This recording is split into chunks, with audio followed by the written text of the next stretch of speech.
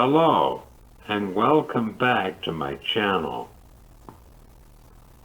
Do you know what was my favorite holiday play that I was in as a kid? No, not the play, A Christmas Carol. Now that is a good Halloween movie. My favorite play was No Phibbin Mephibosheth. Yay, I know a Christmas story about a disabled boy. You were saying, but Kyle, didn't you say last week you didn't like stories about disabled boys just being objects of pity? And that is true, but the difference between Mephibosheth and the Christmas Carol is about the lesson, accepting everybody for who they are. The story can be found in 2 Samuel. When I was at Cross Lutheran years ago, I was the mean innkeeper who told the boy to scram.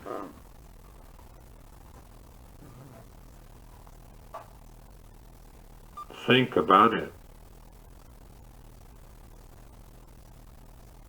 Many Christians, or should I say want to be Christians, has forgotten the lesson of this play, which is that God, through Jesus' life, death, and resurrection, has redeemed each and every one of us.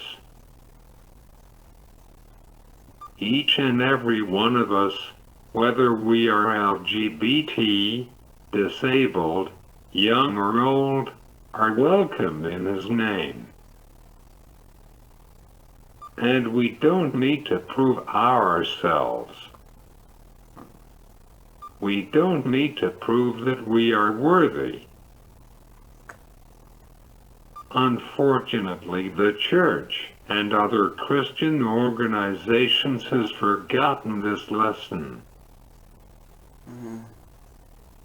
Rather than embracing this play and the very simple lesson that it is trying to teach, many people want to pretend that it doesn't exist because it goes against the church's narrow mindset.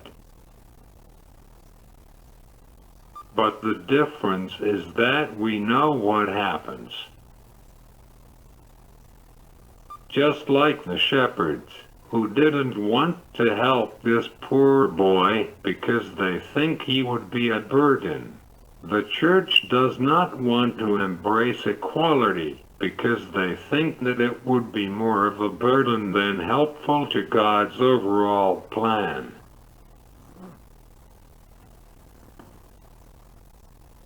They would have people believe that a life without love is better. So we have to ask ourselves, are we truly following Jesus, or are we following something different? If we are following something different, then we are in dangerous waters.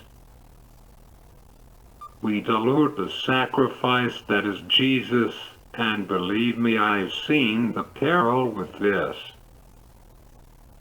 We put other idols before God, which is a violation of the first commandment. If we are following something or somebody who advocates for the genocide of a group, we have to ask ourselves, are we truly welcome at the manger or at the foot of the cross? Are we just showing up and accepting His Son while rejecting His teachings? We are nowhere near worthy of God's love, but we are saved by grace through faith. Our Heavenly Father says, don't worry, you have already passed the test. In fact, you've gotten 100% just by accepting Jesus Christ as our brother, because we are all welcomed in His name. But many Christians and Christian organizations have forgotten, and it is time to start reminding them. It is time to say, are you helping our people?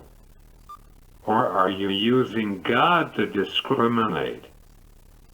If so, that toy, that book, that teddy bear that you are going to give to a child is already tainted with hatred, and gifts, especially Christmas gifts, should be given with love.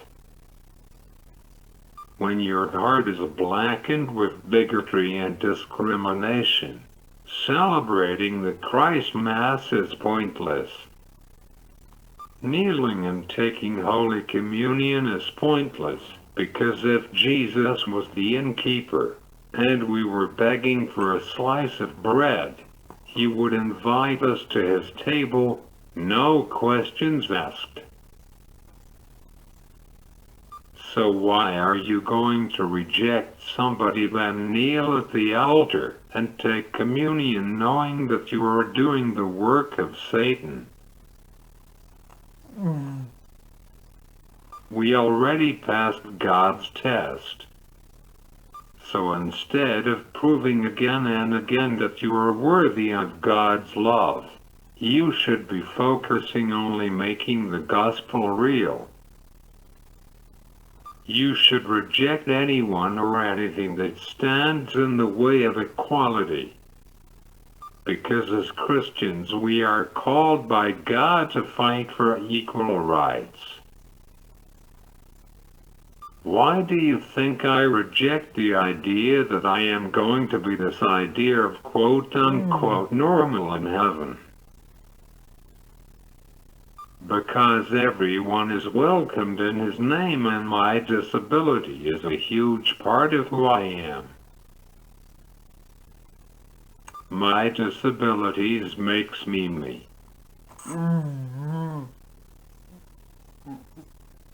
That is why I think I will still use a wheelchair in heaven.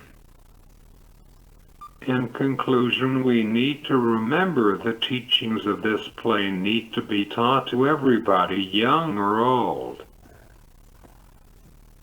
For we, and I apologize for my communication device, can't sing. So bring on the blind, the lame. They are all welcomed in Jesus' name. In his eyes, we all look the same. No Phibbin Mephibosheth. Don't forget to you know what to do. No Phibbin Mephibosheth. Don't forget to you know what to do.